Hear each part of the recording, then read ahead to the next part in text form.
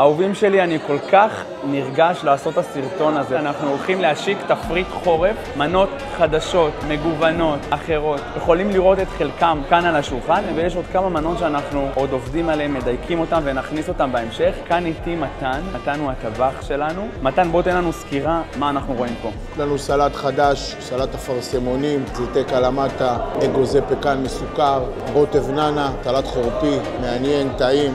שקשוקה בקלאס, כי אין שום דבר רגיל אצלנו, קרם עגבניות, בזיליקום, פלפל חריף, גבינת פטה ושתי ביצי עין רותחות ופוקאצ'ה חמה. בנוסף יש לנו פה את הקובאנה, קובאנה בעבודת יד, מרוחה בחמאה, בתוספת של סחוג ירוק, ריבת עגבניות שרי וחמאה. חברים, גולת הכותרת של התפריט חורף שלנו זה הבורקס של השמחות, ולא סתם הוא נקרא ככה, כי אם אתם הולכים לאכול אותו, אתם הולכים להיות בשמחה. חברים, פאוזה, ישוע אבן שמואל, משעה 8 ועד השעה 1:30, ימי שישי בלבד, מחכים לכם.